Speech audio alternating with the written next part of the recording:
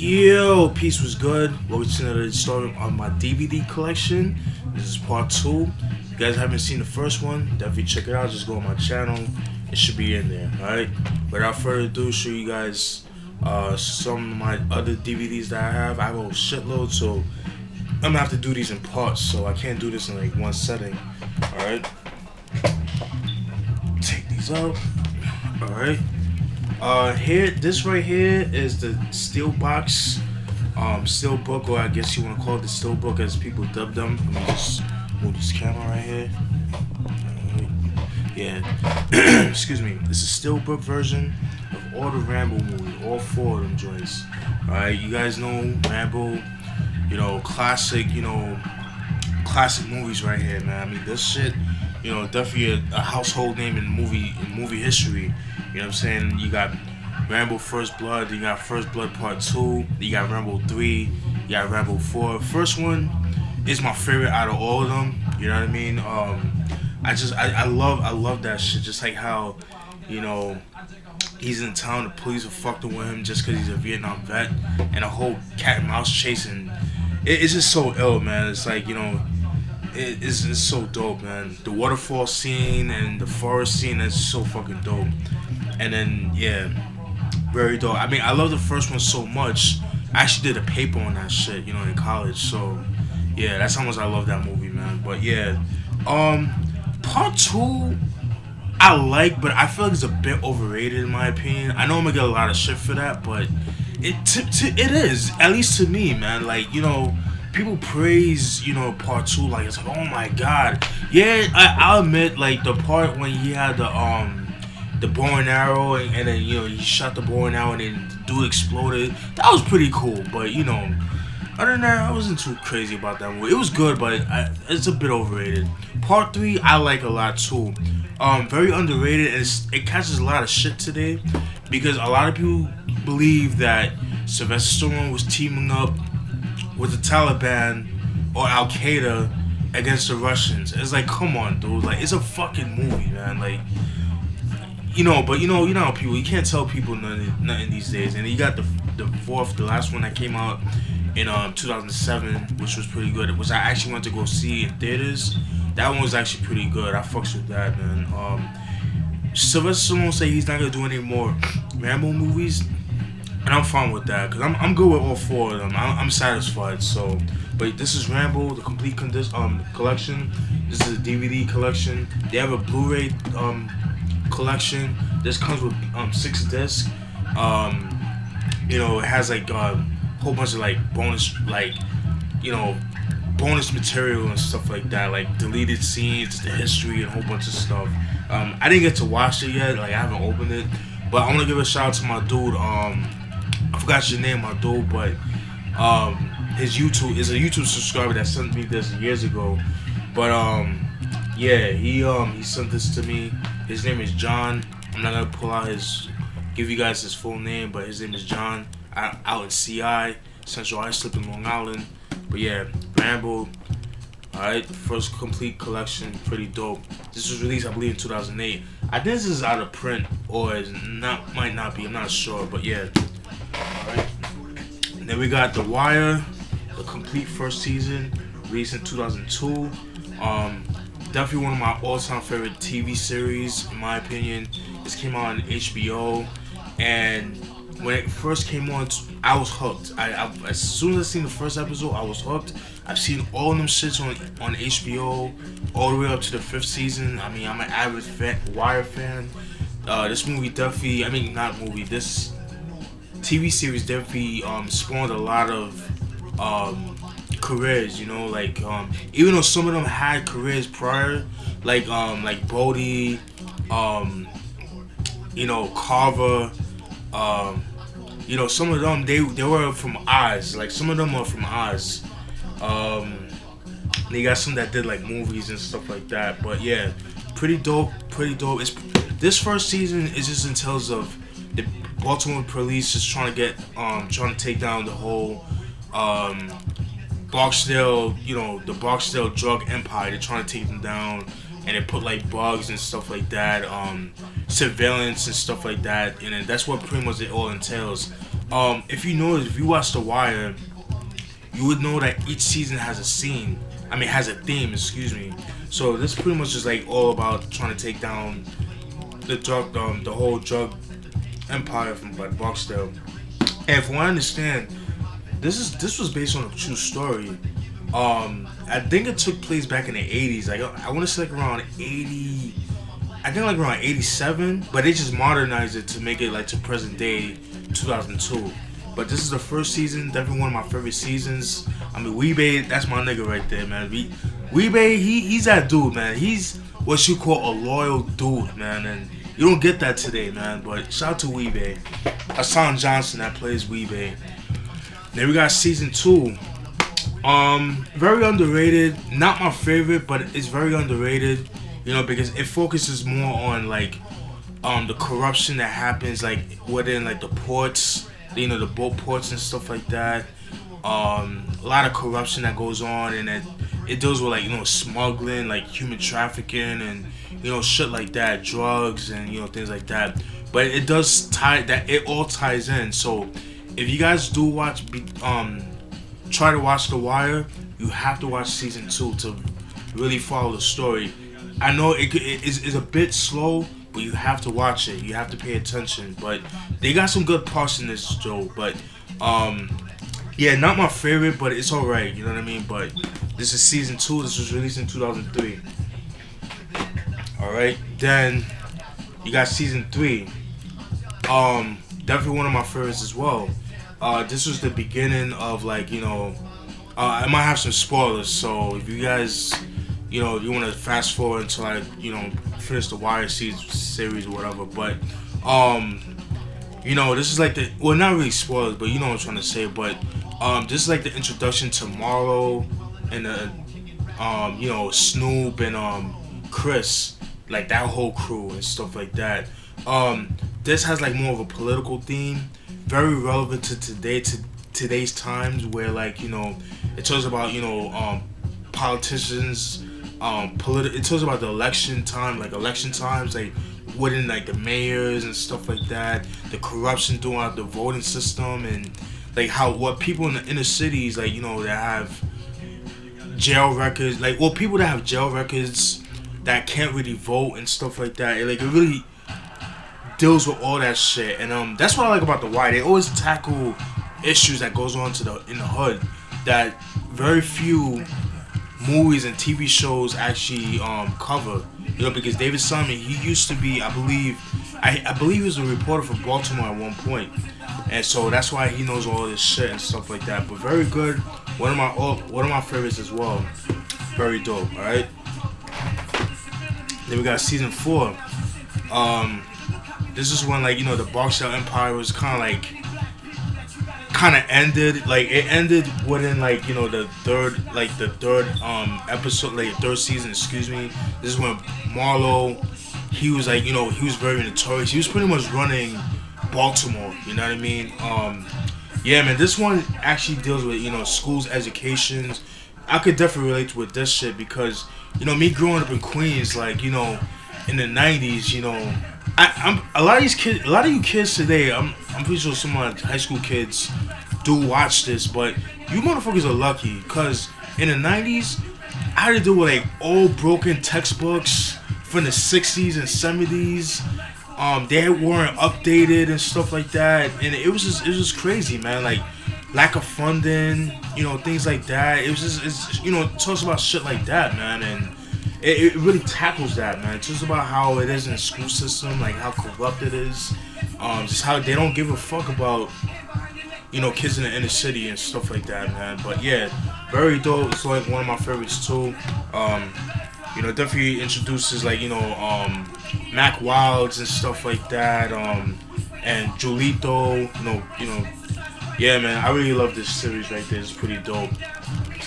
And last but not least, season 5. This came out 2008. This came out, I want to say, in 2006. No, this came out 2007, and this came out in 2006. Alright, so yeah, so The Wire, yeah, season 5. released in 2008. The Last of the Mohicans. This deals with what goes on within like the excuse me the newspaper scene. You know what I mean? Like just how like people like to twist some stories and stuff like that. Like you interview it deals with journalism pretty much, and it's just how some of these journalists like to twist up their own they like to make up they like to embellish shit, and then like and it gets people in trouble and stuff like that. It really deals with that shit right there. But I kind of the way it ended fucked up, man, but it is what it is. But yeah, The Wire season 5. Alright, and that's it for the series and stuff like that. Now for the creme de la creme. Alright, so now we got Just Before Dawn. This was released in 1981. This is like a backward slasher. It's just like these kids from the city, they go to the they go to the forest and stuff like that to go out camping, and then like it's a typical creature or monster or killer / backward slasher that you go into their territory and they kill you. You know what I mean? But this one was actually pretty good, man. If you have like a system, like a surround system in your room, wherever you have your wherever you watch your movies in your man cave. Pause. I know I have to do it. I know I'm immature. I'm sorry, but I had to throw that in there. But in your man cave where you watch your movies, and you have the surround systems, definitely has like a nice sound system to it, man. I love how it's shot. Like it's known for its like cinematography. It's been praised about that. I know this came out on Blu-ray, but yeah, man. My only gripe with this was that is that there's no closed caption. And I don't know about you guys, but I'm a big fan of closed caption on TV. I know some people hate that. Most people hate that with subtitles, but I like it because it make me understand the movie better. That's just me. But I know some people. I'm not the only one that does that, because I know a couple of people that I know personally that do that. But yeah, it's pretty good. It's a double DVD, double disc. I know this came out on Blu-ray. I think I want to say a couple of years ago. I want to say, but yeah. And my only gripe with this movie is that the fact. Another gripe I have is that it's not as gory, you know what I mean, as like a Friday the 13th or like The Burning and anything like that. But the suspense is there, and I do like the score, you know what I mean. But if you like backward slasher films, then I would definitely check this out if you can find it, because I know the DVD is long out of print. So, but yeah, if you can find it, definitely pick it up. Then we got Tourist Trap. This was released in 1979. Excuse me, 1979. Pretty underrated. I don't really hear too many people talk about it. You do, but not as much. It's just pretty much about a group of friends. They get into like a small town.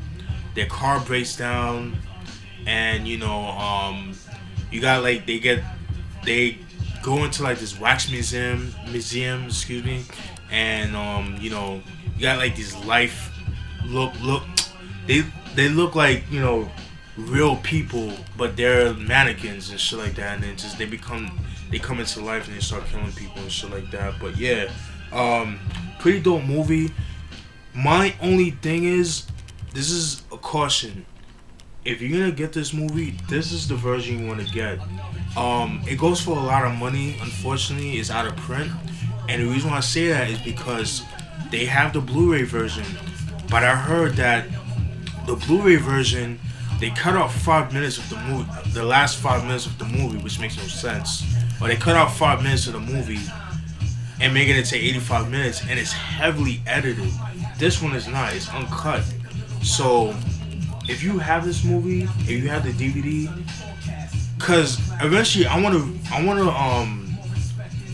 like update to Blu-ray, cause that's what I'm slowly doing, but that shit costs money. So when I have a job, cause I'm unemployed at the moment, so when I do get a job, then I'll start stacking up on money, and I'm stacking up more Blu-rays and stuff.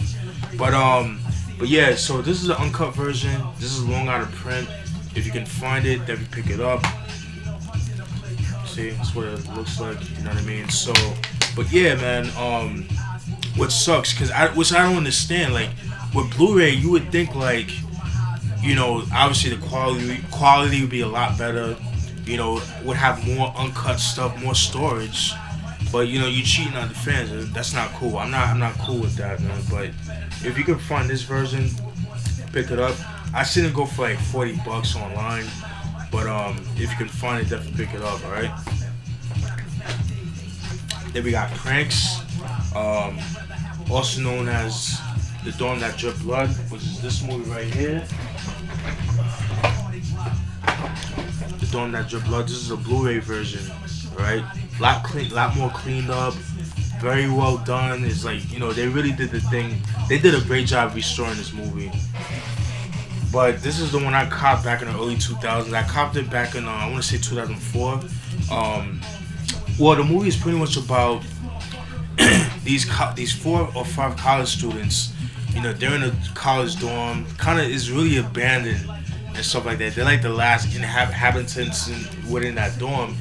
And they were told to leave. They were told to leave that dorm because it was known as, it was unsafe. It wasn't like... It was very unstable. The foundation wasn't as good, and they're gonna demolish it. But within them packing up this shit, you know, there's a killer, there's a stalker, you know, within them, like, you know, killing them one by one and stuff like that. And that's what this movie is about. But pretty good movie. I like it a lot. Kind of creepy, very creepy. The score is creepy. I do have the OST, the score on vinyl. I would show it to you guys, but I'm kind of lazy. I have to dig through it, and I just didn't have the time, so, you know. But yeah, Pranks, also known as The Dawn That Dripped Blood. This was released in 1981, not 1982. I know Wikipedia said 1982, but this came out in 81, so just throw that out there. That was Pranks. Alright. Then we got this next movie, Delirium, Photo of Gioia, Gioia. I don't know how you pronounce that, but anyways, it's a Giallo film. It's by Lamberto Bava. Released, I believe, in 1987. This movie is about. It's about a girl, a lady, you know, who was the daughter of. Her father used to own, used to own a magazine company. It was called Pussycat. It was a fashion magazine, you know, company, whatever. He died, I believe, and then he inherited the company to her daughter. And like I said, it is a fashion magazine. And anytime she would take pictures of the models end up getting killed, and the killer is sending photos of, you know, of the models that he or she killed, and is sending and is mailing it to the, you know, to the main character, and that's pretty much what the whole movie is about. And for those who don't know what giallos are, giallo, which means yellow in Italian, it's pretty much it's a series it's a series of Pulp Fictions that originated in Italy, and it really entails you know, like murder, mystery, thrillers, sometimes even erotic thrillers and shit like that. And that's where that term came from. Is from. And when they used to come out back in the day, I'm sort of like 20s and 30s, when they would come out, when they would be published, the cover of the book would always be yellow, and that's where they got the term giallo from. It's always yellow. Oh, the backdrop is always yellow, so that's where they got giallo from. I think kind of getting you guys kind of get the idea, but you know, there's more to it into it. But yeah, but this is an example of a giallo film. It's alright. It's a bit slow, but that's the thing with a lot of giallo films, that, you know, they're a bit slow, but they do get interesting. But it just depends on the director. Let me see how much time I have left. Do this shit fast. All right, then I got Reservoir Dogs, classic movie that kind of inspired movies like Pulp Fiction, things like that, man. Very dope movie. If you guys like movies like Usual Suspects, Heat, movies like that, then I would definitely recommend checking this movie out, man. Very dope. Classic. You know what I mean? So Harvey Keitel, he does his thing in that movie, man. He's such a dope actor, man. So underrated in my opinion. Reservoir Dogs. And then we got Final Terror. This movie was actually released in 1983, but it was actually filmed in 1981. It was unreleased, so it's actually a 1981 film, but it was released in 1983. And the reason why I say that is because it was filmed in 1981. It was finished in 1981, but it didn't come out in theaters until 1983 because they were trying to look for, like, I guess like the director was trying to look for a distributor, so they couldn't find a distributor to distribute the movie. So when they finally found, that's why it came out in 1983. But yeah, it's pretty much about a bunch of like campers, just going to the forest, and it's like another backward slasher film, nothing to it. But my only gripe with this movie is when you watch the movie, you can tell the movie was transferred from the VHS transfer. They did a VHS transfer to the DVD, and it was very hard to see at night. It was very hard to see. It was very uncomfortable to watch, and that was my only gripe with it. And I remember buying this back in 2005 at Circuit City. Rest in peace, Circuit City. I bought it just off the strength of Rachel Ward and Daryl Hannah and Final Terror. I was like, oh, okay, let me check this out. I didn't even know it came out in 1983. I just bought it, I'm like, okay, whatever. I bought it as a blind buy. But I know they re-released it, I want to say 2014. It came out in 2014 on Blu-ray. So I definitely have to get my hands on it. Because this movie, when it came out, it sold out very fast, and it was hard to get. It went out of print. It goes for a lot of money online. But if you can find the Blu-ray, which I think goes for some money too.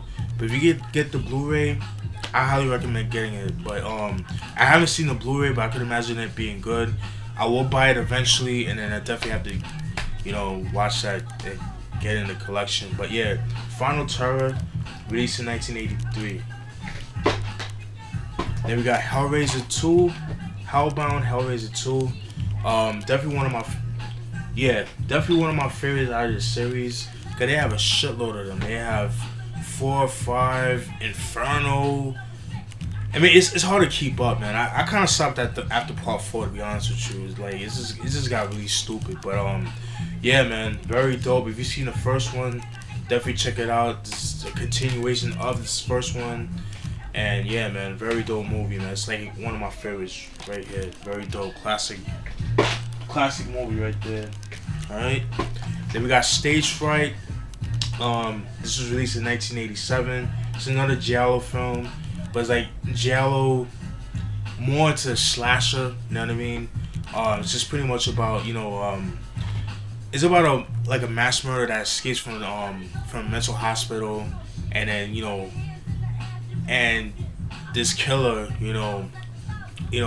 gets into costume and stuff like that, and then there's it takes place in a play, in a stage where they're doing a play, and pretty much the killer in costume, because you're not gonna know who it is, obviously, and the killer is playing as one of the actors, but the actor is actually killing the actors over there. So but it's actually a pretty dope movie, man.